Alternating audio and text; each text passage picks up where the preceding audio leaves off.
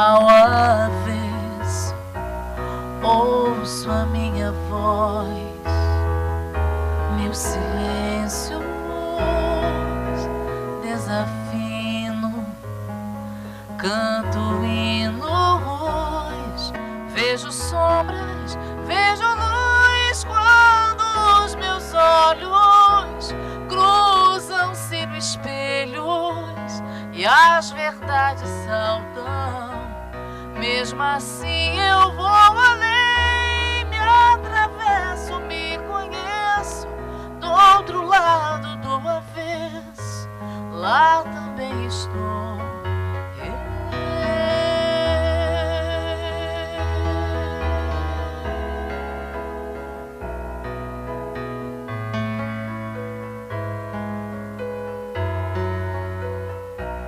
Passo além de mim, me atravesso, me conheço ao avesso, ouço a minha voz, meu silêncio desafino, canto hinos, vejo sombras, vejo luz quando os meus olhos cruzam-se no espelhos e as verdades saltam. Mesmo assim eu vou além, me atravesso, me conheço do outro lado do avesso, lá também estou.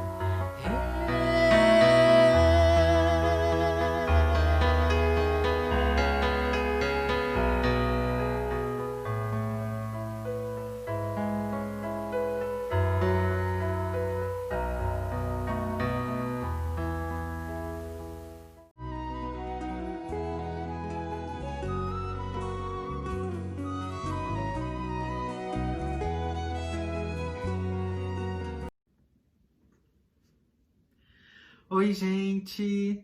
Eu sou o Jean Paul, criador do perfil Um Gay Espírita nas redes sociais, e é um prazer enorme estar aqui falando com vocês. Bom, a palestra a reflexão, na verdade, que eu venho trazer aqui pra gente hoje, ela é fruto de um estudo baseado em 6 artigos do Leon Denis, que foram publicados na revista Espírita, lá em 1920.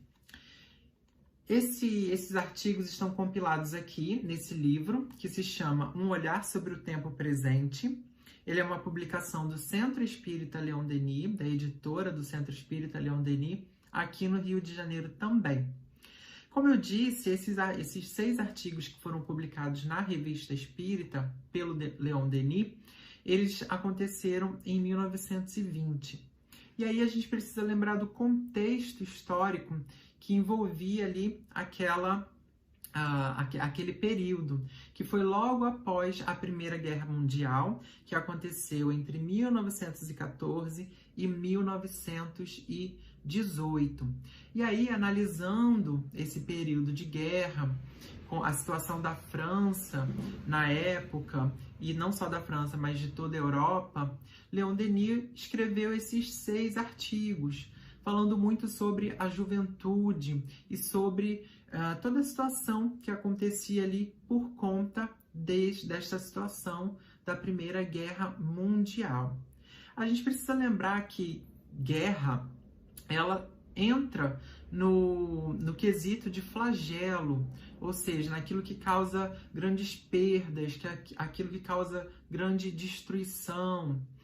É um flagelo não natural, não é um flagelo imposto pela natureza, mas é um flagelo causado pela própria humanidade, pela nossa própria ignorância, pelo nosso próprio orgulho, pelo nosso próprio egoísmo, mas que traz também, já que Deus, em sua sabedoria infinita, se utiliza do mal para dele extrair o bem.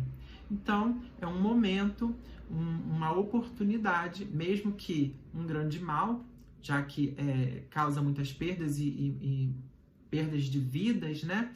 E é o homem combatendo com o próprio homem, humanidade, humanidade guerreando contra humanidade, mas Deus, em sua sabedoria, sempre tira o proveito daquilo que para nós aparenta ser um grande mal.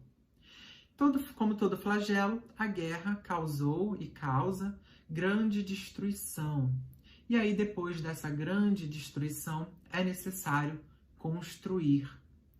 Construir aquilo que foi destruído, construir aquilo que foi perdido. E muitas vezes essa construção não vai se dar da mesma forma do que aquilo que havia, do que aquilo que estava construído anteriormente. E aí a gente vê, fazendo esse comparativo da guerra com os flagelos naturais, a gente consegue traçar um paralelo, fazer uma comparação de sistemas, de como funciona esse flagelo. Então, Leon Denis também propõe que todo flagelo, ou toda sociedade, na verdade, ela está numa ordem de coisas. A gente vive um paradigma, a gente vive numa aparente ordem. E aí sempre chega um flagelo, seja um flagelo natural, seja um flagelo causado pela própria humanidade através de suas escolhas. E esse flagelo, ele causa uma destruição, ele causa uma desordem. Então a gente tinha uma ordem até que chega uma desordem. E aí essa desordem, depois que ela passa, ela nos obriga a criar uma nova ordem.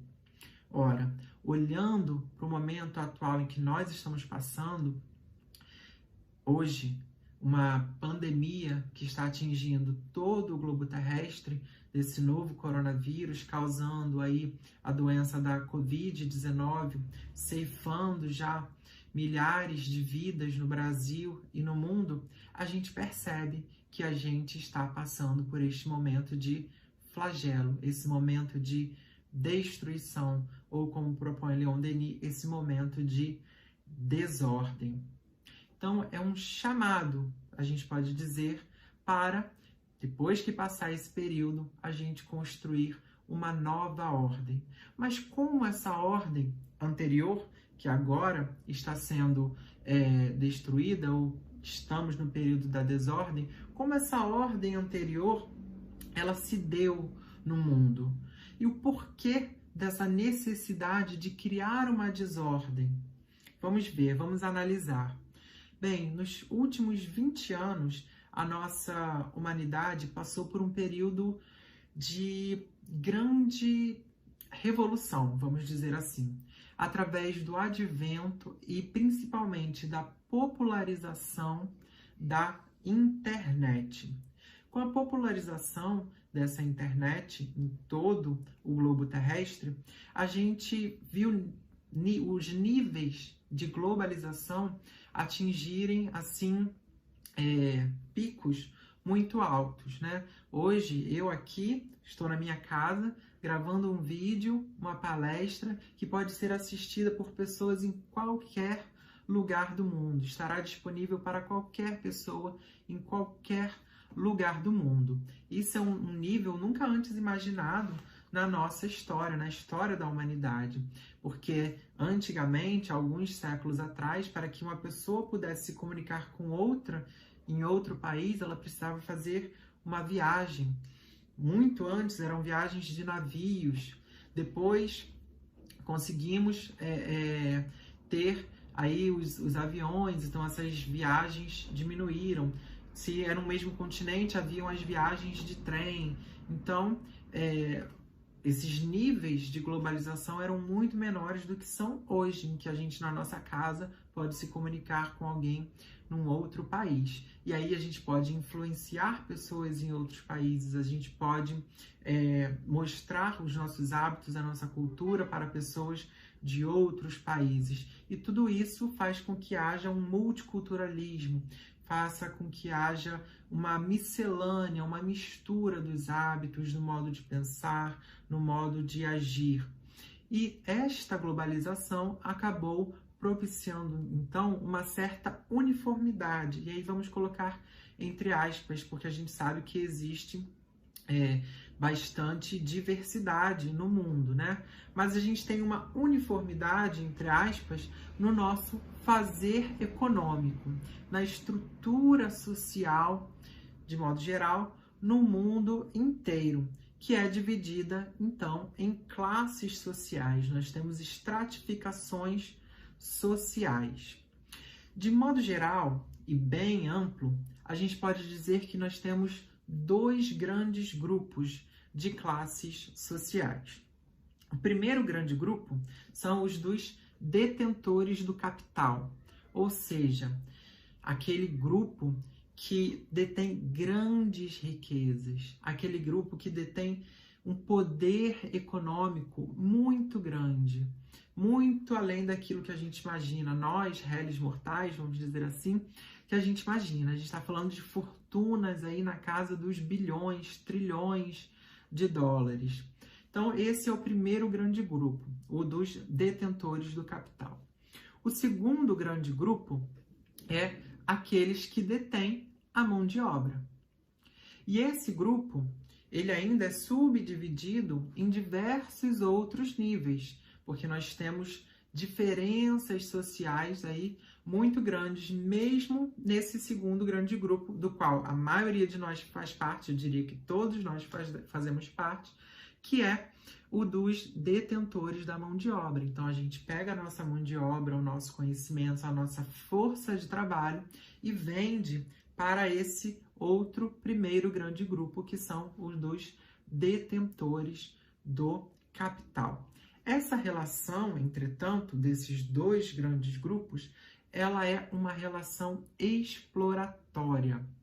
Ela é uma relação de exploração, ao invés de uma relação de colaboração. Por que que ela é uma relação de exploração? Porque esses que detêm o capital, eles não compartilham esse capital de maneira justa, equânime ou igualitária com esses que vendem a sua mão de obra.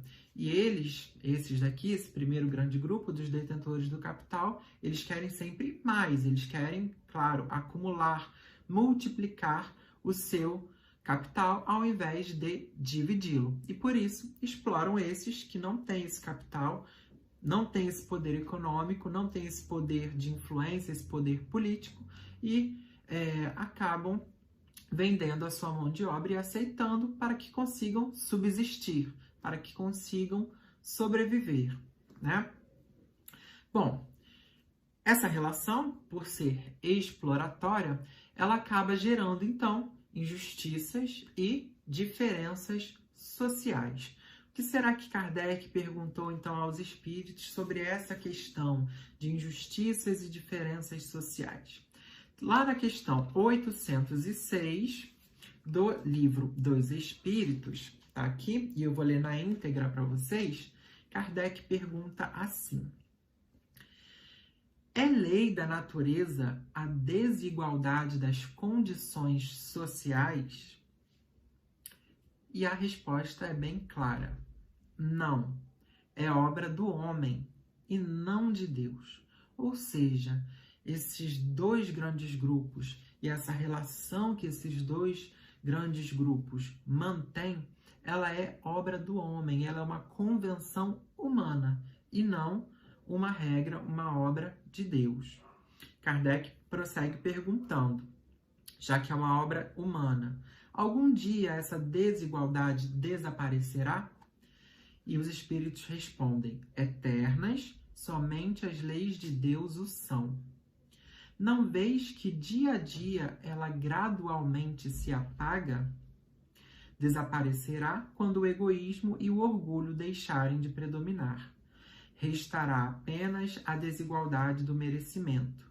Dia virá em que os membros da grande família dos filhos de Deus deixarão de considerar-se como de sangue mais ou menos puro.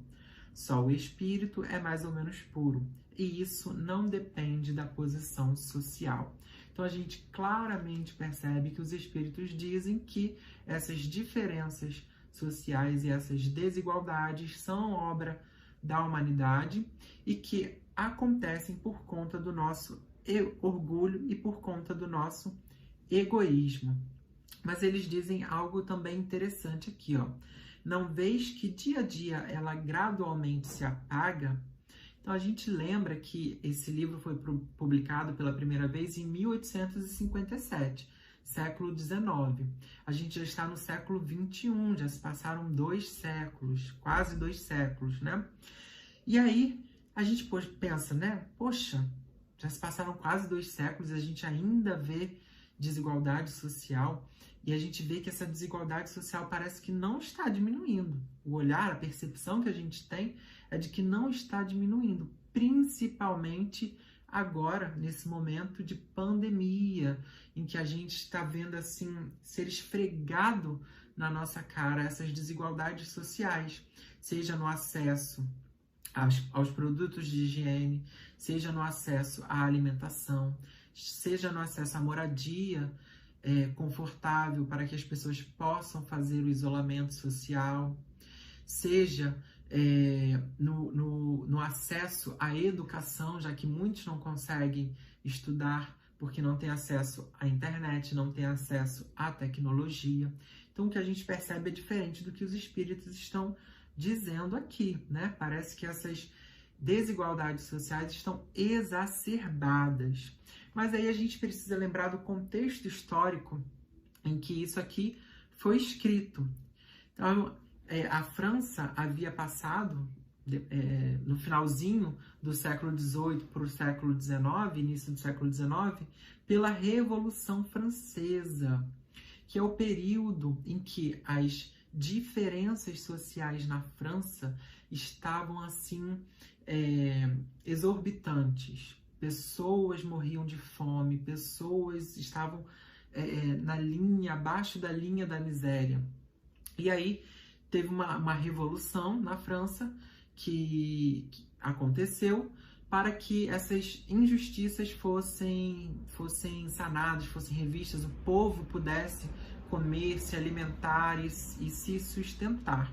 Então foi um momento em que a França deu uma guinada, vamos dizer assim, avançou um passo para que essas injustiças fossem apagadas. Então, durante todo o século XIX, diversos movimentos e diversos contextos, diversas leis foram criadas para que essas injustiças fossem diminuídas. Então, houve um colapso nesse período das sociedades europeias, que também veio logo depois a Revolução Industrial, e aí criou uma nova estrutura social, né? Então a gente tinha uma ordem novamente, veio a desordem com a Revolução Social, uma nova ordem foi criada, até que chegou mais uma revolução, que foi a Revolução Industrial, que mudou o modo como nós consumimos, o modo como nós vendemos também a nossa mão de obra, o modo como nós vivemos. Uma nova ordem foi estabelecida uma nova estrutura social. E aí vai culminando com o que nós temos hoje, uma sociedade baseada no consumo, uma sociedade baseada no ter, no possuir, no acumular, e que, então, fez com que aumentasse a nossa diferença social, ao invés de diminuí-la, como vinha acontecendo ali naquele período de pós-Revolução Francesa, no século XIX, lá na França, principalmente. Então, foi uma escolha da nossa humanidade, mais uma vez, exacerbar essa diferença social. E eu queria trazer uma reflexão aqui mais próxima da contemporaneidade. Quem já assistiu aí o filme O Poço? É um filme que está disponível lá no site da Netflix, na plataforma da Netflix. Para quem ainda não assistiu, eu vou contar, sem dar spoiler, sobre esse filme. Bom, é uma prisão em que essa prisão se chama Poço. Ela é organizada da seguinte forma: são plataformas, uma embaixo da outra. O nível 0 é o nível que está acima e o último nível, então, está lá embaixo. Existe um vão no meio dessas plataformas e por esse vão passa um elevador. Esse elevador ele é abastecido lá no primeiro nível, no nível 0, com comida, com alimentos. E aí, então, esse elevador vai descendo, plataforma a plataforma, nível a nível, com esses alimentos. Em cada nível estão 2 pessoas. Na teoria, essas pessoas entram voluntariamente para essa prisão, para esse poço, tá? E quando eles entram para esse poço, eles passam por uma entrevista antes e eles são perguntados qual é o alimento que eles mais gostam. Dentre outras perguntas, essa é uma pergunta importante que é feita. Qual o alimento favorito, o prato favorito deles? Na teoria, é colocado nesse elevador o alimento de cada pessoa que está ali nesse poço. Só que o que acontece? A cada mês, a cada 30 dias, as pessoas mudam de nível. Elas são colocadas para dormir e elas mudam de nível. Então, vamos supor assim que no primeiro mês eu esteja no nível 3 e no mês seguinte eu esteja no nível 200. As pessoas que já estão lá nesse poço há mais tempo, elas acabam criando o hábito de, quando estão no nível mais acima, comerem demais. E o que acontece? As pessoas que estão no nível mais abaixo acabam ficando sem alimento. Ou com alimento pouco, ou chegam a ficar totalmente sem o alimento.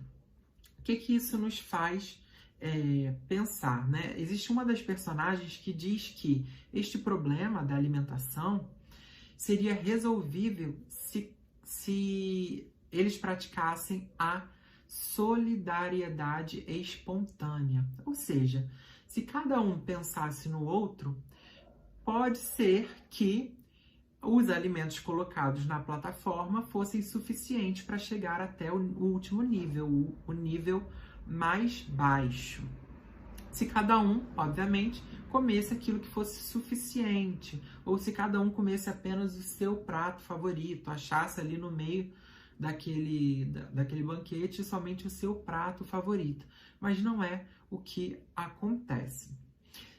Fazendo um paralelo, uma comparação com a nossa sociedade, será que se nós usássemos, se nós nos alimentássemos, se nós possuíssemos somente aquilo que é suficiente para nós, será que nós poderíamos então sanar este problema das diferenças e das injustiças sociais? Kardec fez essa pergunta também aos espíritos, lá no Livro dos Espíritos, na questão 705, que eu vou ler agora para vocês. Por que nem sempre a terra produz bastante para fornecer ao homem o necessário? E os espíritos respondem: é que, ingrato, o homem a despreza. Ela, no entanto, é excelente mãe.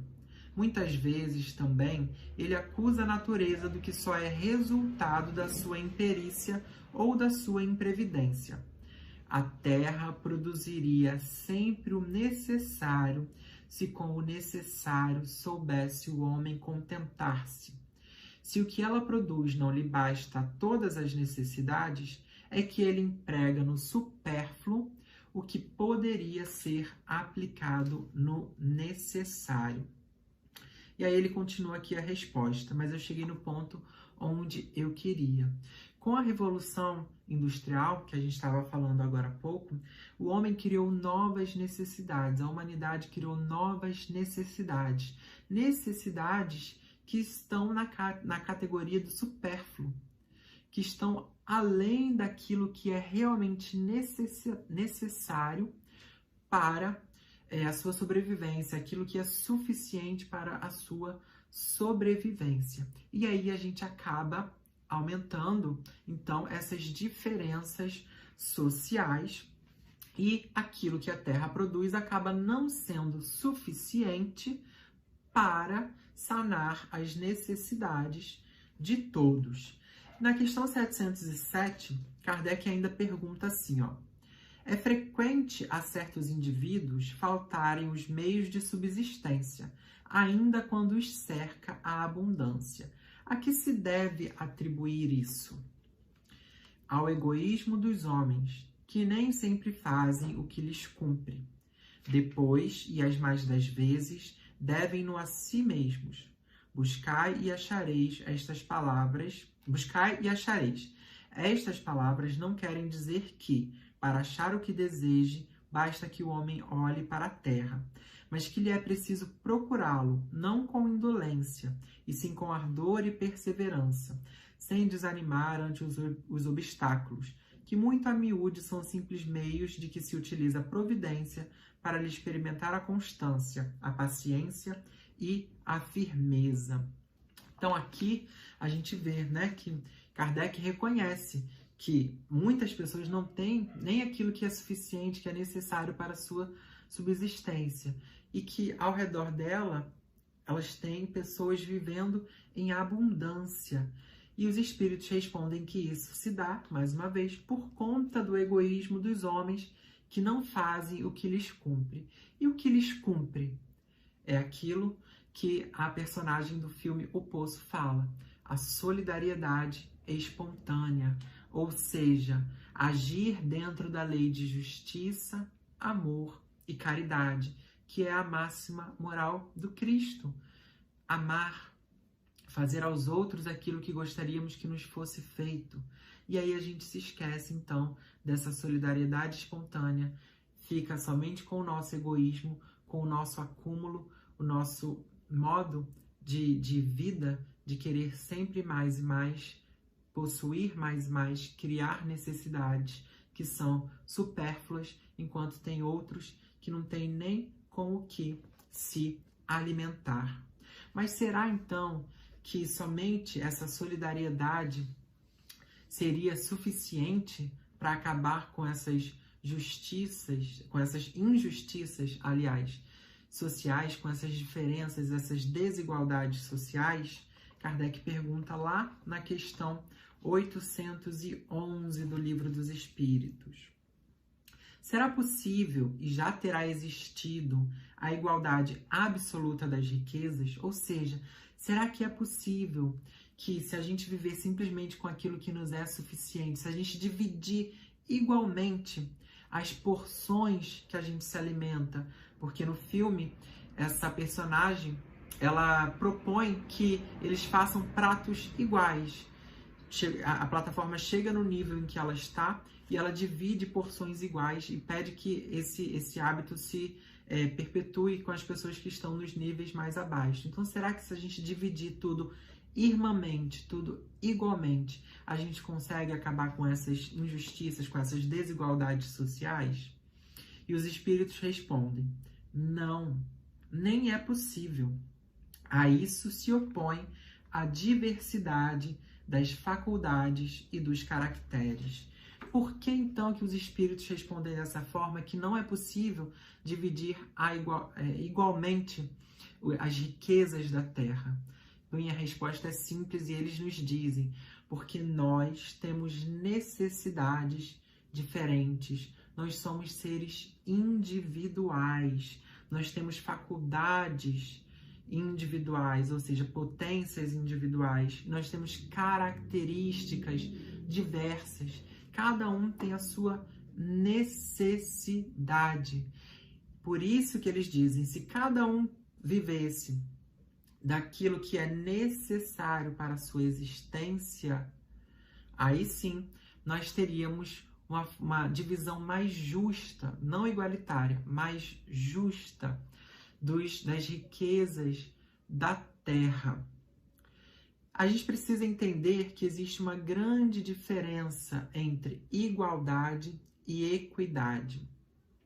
Bom, igualdade quer dizer o fato de não se apresentar diferença de qualidade ou de valor de comparação. Numa comparação, aliás, mostram-se as mesmas. Ou seja, se a gente compara as coisas, a gente tem diferença zero, nenhuma diferença. Isso é igualdade. Agora, a equidade, ela é baseada na justiça. Ela é baseada na necessidade de cada um. Tem um meme na internet, uma figura que é bastante conhecida, que ela é mais ou menos assim. Vou tentar explicar para vocês. São três pessoas, elas estão atrás de uma cerca. Só que essas 3 pessoas têm estaturas diferentes. Bom, num mundo igualitário, para que essas 3 pessoas vissem o outro lado da cerca, as 3 estariam no mesmo nível, elas estariam sobre um palanque que tem o mesmo nível. Só que a primeira pessoa, ela é super alta, mesmo sem o palanque, ela já consegue ver o outro lado da cerca. A segunda pessoa tem estatura mediana e com o palanque ela consegue ver o outro lado. Agora, a última pessoa, ela é a de menor estatura, de estatura mais baixa. E no palanque, ela mesmo no palanque, que tem o mesmo nível para os 3, ela não consegue ver o outro lado. Isso seria a igualdade. Elas estão todas colocadas no mesmo nível. Só que cada uma tem necessidades diferentes. Na equidade, cada uma dessas pessoas de estaturas diferentes também teriam palanques diferentes. Então, a primeira pessoa não necessita de palanque, ela consegue já ver o outro lado da cerca. A segunda pessoa precisa somente de um nível nesse palanque para conseguir ver, então, o outro lado da cerca. E a terceira pessoa precisa de 2 níveis nesse palanque para conseguir ver o outro lado. Desta forma, então, cada uma tendo as suas necessidades atendidas, nós viveríamos numa sociedade mais justa, mais equânime. Só que a gente ainda persiste no nosso egoísmo, no acúmulo das nossas riquezas, das riquezas da terra, o que não permite ainda a gente ter um mundo mais equânime, um mundo mais justo, pautado na lei de justiça, amor e caridade. Qual seria o remédio, então? Bom, Leon Denis, aqui no livro, nos artigos que estão compilados nesse livro, Um Olhar sobre o Tempo Presente, ele diz que o remédio está na juventude. Por que na juventude? Porque a juventude carrega em si o desejo de mudança. Só que o que acontece? Esse desejo de mudança, muitas vezes, ele se apaga com a maturidade, né? A gente deixa de conservar esse ímpeto, esse desejo de mudar, essa vontade de ser herói quando a gente se torna adulto, a gente se envolve muito com as nossas preocupações imediatas de sustento, de subsistência, de venda da nossa mão de obra. O que seria necessário, então, fazer para que a gente pudesse conservar esse espírito da juventude, esse desejo de mudança em nós? Bom, Leon Denis propõe que o remédio está na educação. Mas não nessa educação que a gente vê hoje, né, de conhecimento puro, que muitas vezes não é aplicado no nosso dia a dia, de áreas somente do conhecimento científico, matemática, física, ciências, português, línguas de modo geral. Para Leon Denis, é necessário que a gente tenha uma educação integral. E o que é essa educação integral? Não é só a educação da intelectualidade, mas é a educação dos sentimentos, é a educação da moralidade.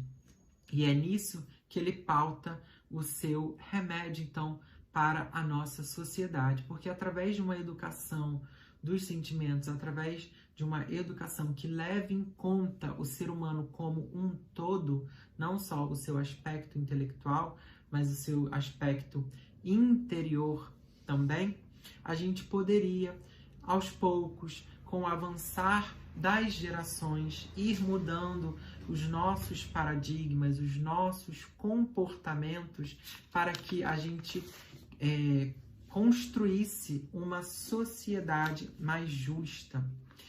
E para Leon Denis, essa é a proposta espírita, essa deve ser a proposta espírita, como também nos informa Kardec, a de fazer com que esses conhecimentos, de fazer com que a gente entenda que somos seres imortais a caminho da evolução, seja de conhecimento da grande massa que habita a Terra. Então ele propõe, Leon Denis chega a propor que este conhecimento ele esteja na educação das pessoas, nas escolas, nas instituições de ensino, que esses pilares da crença em Deus, da imortalidade da alma, da reencarnação, da comunicabilidade dos espíritos e da pluralidade dos mundos habitados, que esses conhecimentos façam parte da educação formal das pessoas. E aí a gente tem que lembrar que isso não é educação religiosa, porque Kardec não propõe esta religião institucionalizada do espiritismo. Ele propõe que o espiritismo é uma religião no sentido de religar o homem, a humanidade, à sua essência, de religar a humanidade a essa inteligência suprema, causa primária de todas as coisas, de entender de onde viemos, para onde vamos e por que estamos aqui. Este é o verdadeiro sentido religioso do espiritismo. E por isso, então, seria possível fazer destes conhecimentos, colocar estes conhecimentos dentro das nossas instituições de ensino. E é isso que Leon Denis propõe, que o Estado faça isso. Porque desta forma nós conseguiríamos mudar aos poucos, através das gerações, o nosso paradigma e o nosso comportamento enquanto sociedade, escolhendo novos caminhos, escolhendo caminhos que nos permitam não ter mais flagelos ou ter flagelos menos contundentes na nossa história enquanto humanidade, para que a gente crie a nova ordem de coisas sem a necessidade do sofrimento. Lembrando aí daquele ciclo, ordem, desordem, nova ordem. E essa desordem sendo causada, então, por flagelos que nos trazem tanto sofrimento, sejam eles causados por nós mesmos, por escolhas nossas ou por desígnios da natureza. Então, que possamos, neste momento em que a gente está passando por um flagelo, em que a gente está passando por tanta dor, aceitar este convite de estabelecer uma nova ordem de coisas, um novo paradigma na nossa sociedade, que saibamos conservar esse fulgor da juventude, esse desejo de mudança dentro de nós mesmos, mudança individual, primeiro partindo de mim, de cada um de nós, para que então essa mudança possa se dar e se estabelecer no nosso coletivo, para que então possamos estabelecer o reino dos céus na terra, possamos estabelecer um mundo de regeneração efetivamente na nossa humanidade, no nosso globo terrestre. Isso é uma escolha que a nossa humanidade deve fazer, não é uma imposição. O progresso é uma lei, mas ele só vai se dar se nós agora escolhermos fazer com que ele aconteça. Nós podemos acelerar ou retardar este progresso. Estamos sendo convidados neste instante a refletir sobre as nossas ações enquanto humanidade, para que possamos criar uma nova ordem de coisas. Que possamos, então, fazer a nossa escolha, lembrando que Leon Denis, nesse livro, tem uma frase que é muito nos traz muita reflexão, muito mais reflexão. Leon Denis vivia tempos difíceis, né? Ali naquele pós-guerra, ele passou pela guerra, sobreviveu àquele período, e eram tempos difíceis de reconstrução. Mas aí a gente tem que entender, né, que todo tempo presente é difícil. Cabe a nós fazê-los mais fáceis. Que possamos, então, fazer nesse tempo difícil que estamos passando, um tempo mais fácil, fazendo com que a solidariedade faça morada em nossos corações, que a fraternidade seja a nossa amiga, a nossa companheira, não só nesses momentos difíceis, mas em todo o tempo, em todo o tempo presente. Que possamos, então, colocar em prática esses ensinamentos de Jesus, de Kardec, no nosso dia a dia, trabalhando pela nossa evolução, trabalhando pela nossa educação integral do ser espiritual que nós somos, como bem nos lembra Leon Denis. E que possamos mudar, então, o nosso olhar sobre esse tempo presente, tornando-o mais fácil. Muito obrigado pela paciência de ter me ouvido, pelo convite. Gratidão imensa por compartilhar comigo aqui essas reflexões. Deixem aí nos comentários as reflexões de vocês, as suas sugestões, se gostaram ou não dessa nossa conversa, desse nosso diálogo, dessa nossa comunicação, e que possamos estar todos com Deus, envolvidos na sua sabedoria, no seu amor, fazendo a nossa parte por um mundo melhor. Beijos de glitter e até a próxima!